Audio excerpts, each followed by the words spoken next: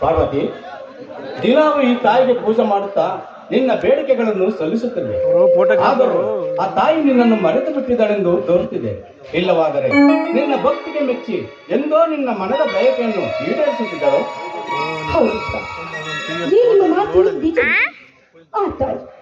ನನ್ನನ್ನ ಮರೆತು ಬಿಟ್ಟಿದ್ದಾಳೆ ಅಂತ ಕಾಣುತ್ತೆ. ಇಲ್ಲವಾದ್ರೆ ನಾ ಬೇಡುವ ಒಂದು ಚಿಕ್ಕ ಕೋರಿಕೆಯನ್ನು ಕೂಡ ಪೂರೈಸಲಾರದಂಥ ಶಕ್ತಿಹೀನಳೇ ಈ ತಾಯಿ, ಅಥವಾ ಈ ಬಡ ಭಕ್ತರ ಭಕ್ತಿಯನ್ನ ಸ್ವೀಕರಿಸಲಾರದಂಥ ಹೃದಯಹೀನಳೇ ಈ ತಾಯಿ. ಕೊಚ್ಚಿ, ನೀನು ಈ ಮನೆಯ ಮಹಾಲಕ್ಷ್ಮಿ. ನೀನು ಎಂದೆಂದಿಗೂ ನಗು ನಗುತ್ತಾ ಇರಬೇಕೆ ಹೊರತು ಹೀಗೆ ಕೊರಗುತ್ತಾ ಕಣ್ಣೀರು ಹಾಕಬಾರದು. ಅದು ಈ ಮನೆಗೆ ಶುಭವಲ್ಲ.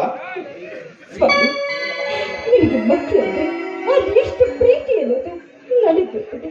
ಆದ್ರೆ ನಿಮಗೊಂದು ಮಗುವನ್ನ ಹೆತ್ತು ಕೊಡಲಾರದಂತ ಏನನ್ನ ಬಂಜೆ ಬಡಲನ್ನ ನಡೆಸ್ಕೊಂಡ್ರೆ ನನಗೆ ನನ್ನ ಮೇಲೆ ಅಸಹ್ಯವಾಗುತ್ತೆ ಸ್ವಾಮಿ, ಅಸಹ್ಯವಾಗುತ್ತೆ.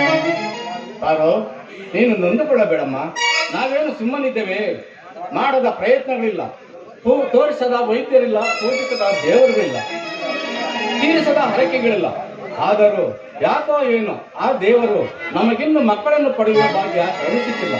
ತಾನು ಈ ತಾಯಿ ಕಣ್ತೆರೆದರೆ ಒಂದೇನು 10 ಮಕ್ಕಳನ್ನು ಎತ್ತುಕೊಳ್ಳುವಂತೆ ನೀನು ಸಮಾಧಾನವಾಗಿರು ಪಾರ್ವತಿ.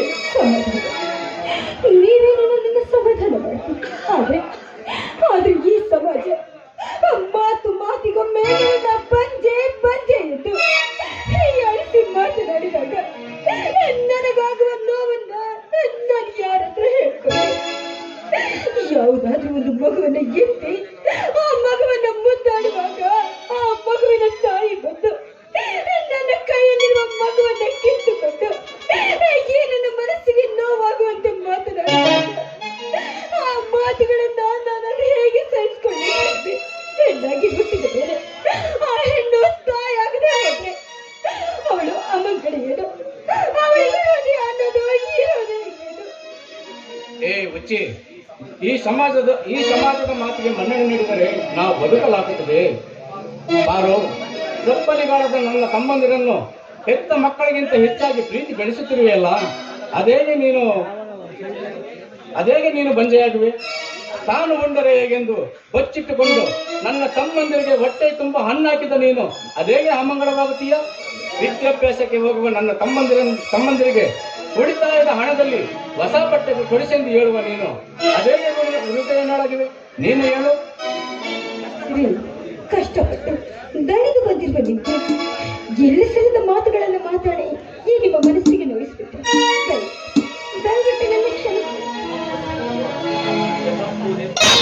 ತಪ್ಪು ನಿನ್ನದಲ್ಲ ಪಾರ್ವತಿ, ನನ್ನದು. ಮದುವೆಯಾಗಿ ಇಷ್ಟು ವರ್ಷ ಕಳೆದರೂ ಯಾವತ್ತಿಗೂ ನಿನ್ನ ಸುಖ ದುಃಖ ವಿಚಾರಿಸಲಿಲ್ಲ. ಏನು ಮಾಡಿದ್ದಾರೋ? ನನ್ನ ತಾಯಿ ಕೊನೆ ಉಸಿರು ಹೇಳುವಾಗ ನನ್ನ ತಮ್ಮಂದಿರನ್ನು ನನ್ನ ಕೈಯಲ್ಲಿಟ್ಟು ಅವರನ್ನು ಸಾಕುವವನೇ ನಿನ್ನದೆಂದು ನನ್ನಿಂದ ಭಾಷೆ ತೆಗೆದುಕೊಂಡರು. ಆ ದಿನದಿಂದ ನನ್ನ ಗಮನವೆಲ್ಲ ಅವರ ಕಡೆಯೇ ಆಗಿದೆ. ನನ್ನ ತಾಯಿಗೆ ಕೊಟ್ಟ ಮಾತಂತೆ ಅವರನ್ನು ವಿದ್ಯಾವಂತರನ್ನಾಗಿ ಮಾಡಿ ಅವರಿಗೆ ಒಂದು ನೌಕರಿ ಕೊಡಿಸಿದರೆ ನನ್ನ ಹೊಣೆ ತೀರಿಸಿದಂತೆ. ಅಲ್ಲಿಯವರೆಗೂ ನಿನ್ನ ಸಹಕಾರ ಸಲಹೆ ನನಗೆ ಬೇಕು ಪಾರು. ಸ್ವಾಮಿ, ಈ ನಿಮ್ಮ ಪ್ರತಿಯೊಂದು ನುಡಿಯಂತೆ ಅದನ್ನ ಅರಿತುಕೊಂಡು ನುಡಿಯೋದು ನನ್ನ ಕರ್ತವ್ಯ. ಆದ್ರೆ ಈಗಾಗಲೇ ನಾವು ಬೆಟ್ಟದಷ್ಟು ಸಾಲವನ್ನ ಮಾಡ್ತೀವಿ. ಆ ಸಾಲವನ್ನ ಹೇಗೆ ತೀರಿಸ್ತೀರಾ? ಈಗ ನೌಕರಿಗಾಗಿ ಆ ಸಾಲವನ್ನ ಎಲ್ಲಿಂದ ತರ್ತೀರಾ? ಇಷ್ಟೆಲ್ಲ ಕಷ್ಟಪಟ್ಟು ನಿಮ್ಮ ತಮ್ಮಂದಿರನ್ನು ಸಾಕಿದ್ರೆ ಒಂದೊಂದು ದಿನ ಅವರಿಂದ ನಾವು ಸುಖವನ್ನು ಅನುಭವಿಸ್ತೀವಿ. ಭವಿಷ್ಯದ ಕನಸನ್ನು ಕಾಣಬಾರದು ಪಾರು. ನಾವು ನಿಷ್ಠೆಯಿಂದ ನಮ್ಮ ಕರ್ತವ್ಯವನ್ನು ಅಷ್ಟೇ ಮಾಡಬೇಕು. ಫಲದ ಬಗ್ಗೆ ಯಾವತ್ತೂ ಚಿಂತೆ ಮಾಡಬಾರದು.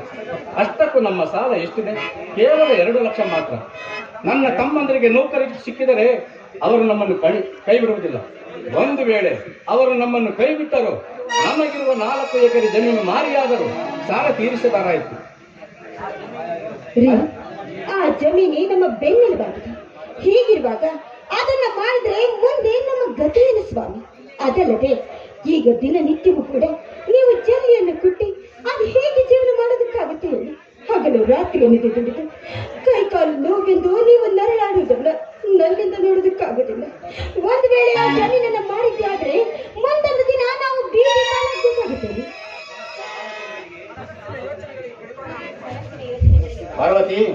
ಮನಸ್ಸಿನ ಆಲೋಚನೆಗಳಿಗೆ ಕಡಿವಾಣ ಹಾಕು. ನಾವು ಕಷ್ಟದಲ್ಲಿರುವುದರಿಂದ ನಮಗೆ ಅಭದ್ರತೆ ಕಾಡುತ್ತೆ, ಅದು ಕೆಟ್ಟ ಯೋಚನೆಗಳಿಗೆ ಜಾಗ ಕೊಡುತ್ತೆ. ನೀನಂದುಕೊಂಡಂತೆ ನನ್ನ ತಮ್ಮಂದಿರು ನಮ್ಮನ್ನು ಕೈ ಬಿಡುವುದಿಲ್ಲ. ಅವರೆಂದಿಗೂ ಅವರು ನಮಗೆ ಮೋಸ ಮಾಡುವುದಿಲ್ಲ. ನನ್ನನ್ನು ದಯವಿಟ್ಟು ಕ್ಷಮಿಸಿ. ನೋಡಿ, ದಯವಿಟ್ಟು ನನ್ನ ಕ್ಷಮಿಸಿರಿ. ಈ ನಿಮ್ಮ ತಮ್ಮಂದಿರ ಬಗ್ಗೆ ನನಗೆಂದಿಗೂ ಕೂಡ ಕೆಟ್ಟ ಅಭಿಪ್ರಾಯ ಇಲ್ಲ. ಅವರು ಕೂಡ ನನ್ನ ಮಕ್ಕಳಿದ್ದ ಹಾಗೆ. ನೋಡಿ, ಮನುಷ್ಯನ ಮನಸ್ಸಿನಲ್ಲಿ ಯಾರಾದರೂ ಒಂದು ಮೂಲೆಯಲ್ಲಿ ಸ್ವಾರ್ಥವಿಲ್ಲುವುದನ್ನು ಅರಿತುಕೊಂಡು ಕುಳಿತಿರುತ್ತೆ. ಅದು ಒಂದಲ್ಲ ಒಂದು ದಿನ ಆಟವಾಡುತ್ತೆ ಅಂತ ನಾನು ಈ ರೀತಿ ಹೇಳಿದೆ ಅಷ್ಟೇ. ಮನುಷ್ಯ ಏನನ್ನು ಬೇಕಾದರೂ ಪಳಗಿಸಬಲ್ಲಪಾರು, ಆದರೆ ಮನುಷ್ಯನ ಒಳ ಮನಸ್ಸನ್ನು ಪಳಗಿಸಲು ಯಾರಿಂದಲೂ ಸಾಧ್ಯವಿಲ್ಲ. ಒಂದು ವೇಳೆ ಅದನ್ನು ಪಳಗಿಸಿದ್ದಾದರೆ ನಾವು ದೇವರಾಗಿಬಿಡುತ್ತೇವೆ. ಇರಲಿ ಪಾರ್ವತಿ, ಯಾವತ್ತಿಗೂ ನನ್ನ ತಮ್ಮಂದಿರನ್ನು ಮಕ್ಕಳಂತೆ ನೋಡಿಕೊಳ್ಳುತ್ತೇನೆಂದು ನನಗೆ ಭಾಷೆ ಕೊಡ್ತೀಯಾ? ಹಾಗಾದ್ರೆ ಇಲ್ಲಿವರೆಗೂ ನಾನು ಆ ರೀತಿ ನೋಡ್ಕೊಂಡಿಲ್ಲ ಅಂತ ಹೇಳ್ತಾ ಇದ್ದೀರಾ? ನೋಡಿಕೊಂಡಿದೆಯಾ ಪಾರ್ವತಿ? ಆದರೆ ಈಗ ಅವರು ಇನ್ನು ಚಿಕ್ಕ ಮಕ್ಕಳಲ್ಲ, ಬೆಳೆದು ದೊಡ್ಡವರಾಗಿದ್ದಾರೆ. ಅವರಿಗೆ ಕೆಲಸ ಕೊಡಿಸಬೇಕು, ಮದುವೆ ಮಾಡಿಸಬೇಕು. ಕೆಲಸದ ಮದದಲ್ಲಿ, ಹೆಂಡತಿಯ ಮೊಹದಲ್ಲಿ ಅವರೇನಾದರೂ ನಮ್ಮನ್ನು ಮರೆತು ಬಿಟ್ಟರೆ ಅದನ್ನು ಹೊಟ್ಟೆಯಲ್ಲಿಟ್ಟುಕೊಳ್ಳುತ್ತೇನೆಂದು ನನಗೆ ಭಾಷೆ ಕೊಡು ಪಾರ್ವತಿ. ಈ ನಿಮ್ಮ ಮಾತಿಗೆ ನಾನೆಂದೂ ಕೂಡ ಪ್ರತಿ ಮಾತನ್ನ ಮಾತನಾಡಲ್ಲ. ನೀವು ಅಪ್ಪಟ ಬಂಗಾರ, ಇಂಥ ಬಂಗಾರವನ್ನ ಪತಿಯಾಗಿ ಧರಿಸಿರುವ ನಾನು ಎಂದೂ ಕೂಡ ಇದನ್ನ ಪರೀಕ್ಷಿಸೋದಿಲ್ಲ. ಪರೀಕ್ಷಿಸಲೇಬೇಕು ಪಾರ್ವತಿ, ಪರೀಕ್ಷಿಸಲೇಬೇಕು ಪಾರ್ವತಿ.